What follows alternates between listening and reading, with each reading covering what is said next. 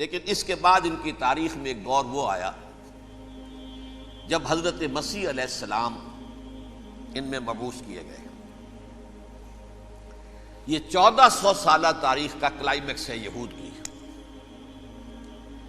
جب کتاب انہیں دی گئی تھی تورات حضرت موسیٰ کے ذریعے، وہ 1400 قبل مسیح کا واقعہ ہے۔ اس وقت سے لے کر اللہ کا وہ فضل ان پر ہوا کہ کوئی ایک لمحہ ایسا نہیں آیا 1400 برس میں کہ ان کے ہاں کوئی نہ کوئی نبی موجود نہ۔ یہ تار ٹوٹا ہی نہیں، 2 سے شروع ہوا، موسیٰ ہارون علیہ السلام، اور 1400 برس کے بعد پھر آخری 2 ہیں، عیسیٰ اور یحییٰ علیہ السلام۔ یوں سمجھ لیجئے، اور اس کے درمیان یہ تار ہے، اور اس تار میں کوئی ایک لمحہ ایسا نہیں آیا کہ کوئی نبی موجود ہو۔ اس میں اتار چڑھاؤ بہت سے آئے ہیں، اس کا وہ میرا موضوع نہیں ہے اس وقت۔ قبل مسیح کی تاریخ جو ہے وہ میرا موضوع نہیں ہے۔ قرآن مجید میں سورہ بنی اسرائیل کے پہلے رکوع میں اس کا تذکرہ موجود ہے۔ وَقَضَيْنَا إِلَىٰ بَنِي إِسْرَائِيلَ فِي الْكِتَابِ لَتُفْسِدُنَّ فِي الْأَرْضِ مَرَّتَيْنِ وَلَتَعْلُنَّ عُلُوًّا كَبِيرًا۔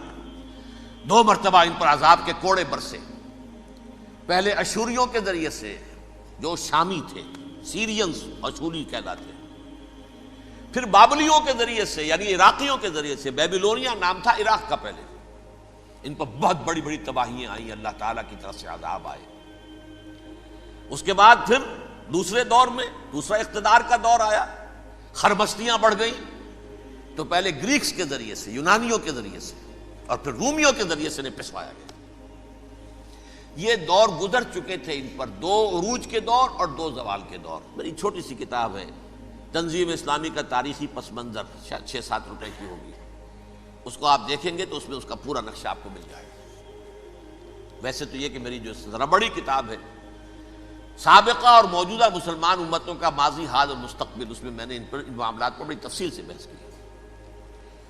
بہرحال یہ جو دور تھا ان کا 1400 سالہ، وہ اونچ نیچ سے ہوتا ہوا جب آیا ہے حضرت مسیح کی بعثت پر، تو ان کی شرارت کی انتہا یہ ہو گئی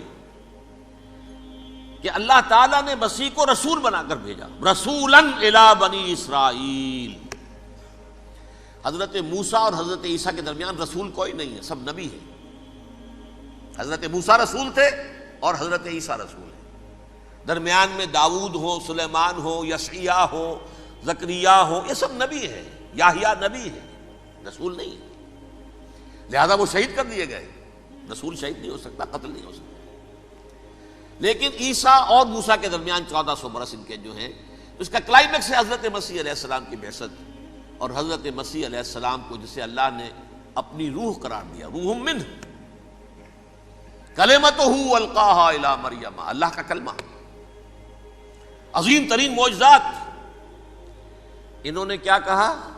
یہ ولد الزنا ہے، حرام زادہ ہے، معاذ اللہ، نقل کفر نہ باشد، یہ جادوگر ہے، یہ مرتد ہے، یہ واجب القتل ہے۔ اصل حکومت اس وقت رومیوں کی تھی حکومت، لیکن انہوں نے انہیں آٹونومی دے رکھی تھی، اپنے مذہبی معاملات تم خود طے کر سکتے ہو۔ تو کائفاس جو اس وقت کا ان کا ہیڈ ربائی تھا سب سے بڑا، اس کی عدالت نے فیصلہ کیا مسیح کو سولی چڑھا دیا جائے۔ پائلیٹس پونٹس، اس کے پاس ان کی ازداش پہنچ گئی، یہ ہمارا مجرم ہے مذہبی، یہ مرتد ہے، یہ کافر ہے، یہ جادوگر ہے، یہ واجب القتل ہے، اسے قتل کرو، سولی چڑھا دو۔ خیر وہ لمبی بات ہو جائے گی، اس نے تو اپنے ہاتھ دھوئے کہ صاحب ہمارے پاس کوئی جرم نہیں ہے اس کے خلاف، تم کہتے ہو تو ٹھیک ہے، سولی چڑھا دیتے۔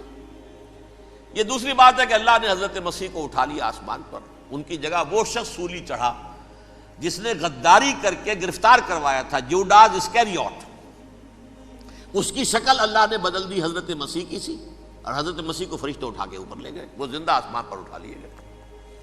اور یہ ساری تفاصیل نہ قرآن میں ہے نہ حدیث میں ہے، یہ انجیل میں ہے، لیکن انجیل کون سی؟ برنباس کی انجیل، gospel of the Lord according to saint Barnabas. یہ حواریین مسیح میں سے تھے، لیکن عیسائی ان کو تسلیم نہیں کرتے، ان کی بائبل کو صحیح نہیں مانتے، کینونیکل نہیں مانتے۔ 100 انجیلیں تھیں، 104 تھیں، جن میں سے 4 چنی ہیں انہوں نے، یہ متی اور جان اور مرقس مارکس، یہ ہے تو یہ 4 انجیلیں ہیں، انہوں نے تسلیم کی کہ یہ کینونیکلز ہیں، یہ تو ہیں حقیقی، باقی جو ہیں 100 اس کو وہ تسلیم نہیں کرتے۔ ان میں سے ایک ہے یہ برنباس، اس میں یہ تفصیل ہے کہ اللہ تعالیٰ نے اس شخص کی، جیوڈاس کی، جیوڈاس اس کو انگریزی میں کہتے ہیں، اس کی شکل بدل دی حضرت مسیح کی سی، وہ گرفتار ہوا، وہ سولی چڑھا۔ وہ غدار تھا، غداری کی سزا اسے ملنی تھی، وہ مل گئی۔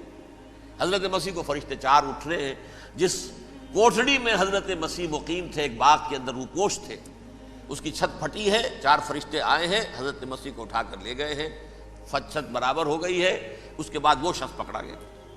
بہرحال حضرت مسیح کو اللہ نے اٹھا لیا آسمان۔ لیکن وہ دن ہے کہ اس قوم کو اب مغضوب علیہم قرار دے دیا گیا۔ نوٹ کر لیجئے، اصل میں تو ہونا یہ چاہیے تھا کہ رسول کی جان کے درپے جب کوئی امت ہو جاتی تھی تو اللہ کا قاعدہ یہ تھا کہ اس امت کو نسیہ منسیہ کر دیا جائے۔ حضرت نوح کی قوم کو ختم کیا یا نہیں؟ حضرت ہود کی نگاہوں کے سامنے قوم عاد برباد کی گئی یا نہیں؟ حضرت صالح کی نگاہوں کے سامنے قوم سمود برباد ہوئی؟ یہ اللہ کا قاعدہ رہا۔ سدوم اور عمورہ کی بستیاں حضرت لوط علیہ السلام جہاں بھیجے گئے، مدین کا علاقہ جہاں حضرت شعیب بھیجے گئے، آل فرعون جن کی طرف موسیٰ کو بھیجا گیا، سب ہلاک کر دیے گئے۔ کیونکہ رسولوں کے بارے میں اللہ کا، نبیوں کے بارے میں یہ بات نہیں ہے۔ نبی آیا، اس نے دعوت دی، جس نے مان لیا اچھا کیا، اپنے لیے اچھا کیا، نہیں مانا اس کی اپنی جو ہے عاقبت برباد ہو گئی۔ دنیا میں کوئی فیصلہ اس کا نہیں ہوتا، لیکن رسولوں کا معاملہ یہ ہوتا ہے کہ دنیا میں وہ اللہ کی عدالت بن کر آتے ہیں، مانو گے تو بچو گے، نہیں مانو گے ہلاک ہو جاؤ۔ تو اس اعتبار سے وہ مستحق تو ہو چکے تھے اس کے کہ انہیں ہلاک کر دیا جائے۔ اب اللہ کی کوئی خصوصی مشیت ہے، اس میں کیا حکمت ہے؟ وہ ہے ایک حکمت، میں بعد میں اگر وقت ہوا تو بتاؤں گا۔ فیصلہ یہ کیا اللہ نے کہ حضرت مسیح کو تو اٹھا لیا زندہ، اور ان کی رسی ابھی مزید دراز کر دی، کہ ان کو ابھی مہلت دے دی کہ تمہیں آخری استیصال، جس کو عذاب اکبر کہتا ہے قرآن، سورہ سجدہ جو حضور ہر جمعے کی پہلی رکعت میں فجر میں پڑھتے تھے، وَلَنُذِيقَنَّهُم مِّنَ الْعَذَابِ الْأَدْنَىٰ دُونَ الْعَذَابِ الْأَكْبَرِ لَعَلَّهُمْ يَرْجِعُونَ۔ چھوٹے چھوٹے عذاب اور ایک بڑا عذاب، جبکہ قوم بالکل برباد، نسیم منسیہ، کأن لم یغنوا فیہا، ایسے ہو جائیں جیسے کوئی تھے ہی نہیں آباد یہاں۔ لا یرا الا مساکنہم، اب ان کے مسکن نظر آتے ہیں، مکین نظر نہیں آتے۔ یہ عذاب اکبر جو ہے وہ ان پر نہیں آیا، حالانکہ وہ مستحق ہو گئے تھے اسی وقت۔ اس کو یوں سمجھیے کہ کسی شخص کو پھانسی کا حکم تو ہو جائے، ایگزیکیوشن نہیں ہوتا ہے، کئی سال گزر جاتے ہیں پڑے ہوئے، اور معاملات جو ہیں وہ چلتے رہتے ہیں۔ یہ معاملہ ہوا اس کے ساتھ، ورنہ یہ مستحق ہو چکے تھے آخری بربادی تباہی کے، عذاب استیصال، جڑ سے کاٹ دینے والا عذاب۔ وہ آ سکتا تھا ان پر اسی وقت، لیکن اللہ نے ان کی مہلت دراز کی ہے۔ لیکن اس کے بعد اللہ نے ان کو ایک اور موقع دیا۔ 600 برس بعد حضرت مسیح کے محمد الرسول اللہ صلی اللہ علیہ وسلم کی بعثت ہوئی، اور یہ میں سمجھتا ہوں کہ اس قوم پر اللہ کا اتنا بڑا فضل تھا، اتنا بڑا فضل تھا، اتنا بڑا فضل تھا۔ اب پھر ایک موقع دیا، عسیٰ ربکم ان یرحمکم وان عدتم عدنا۔ دیکھو اب بھی تمہیں ہم ایک موقع دے رہے ہیں، تمہارا رب تمہارے اوپر اب بھی فضل کرنے کو تیار ہے، رحم فرمانے کو تیار ہے۔ ان ھذا القرآن یہدی للتی ہی اقوم، اس قرآن کے سائے میں آ جاؤ، یہ شاہدرا ہے ہدایت میں آنے کا، اس میں داخل ہو جاؤ، محمد کی تصدیق کرو صلی اللہ علیہ وسلم، دامن محمدی میں آ جاؤ، اب بھی ہم تمہارے گناہ بخش دیں۔ لیکن نہیں، اس قوم نے حضرت محمد صلی اللہ علیہ وسلم کی دشمنی کی کمر کس لی،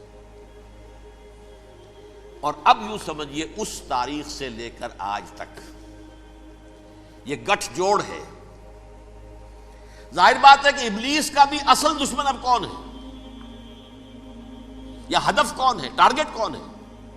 جنہوں نے محمد کو نہیں مانا صلی اللہ، وہ تو ہے ہی جہنمی، ان پر کوئی اور محنت کرنے کی ضرورت کیا ہے؟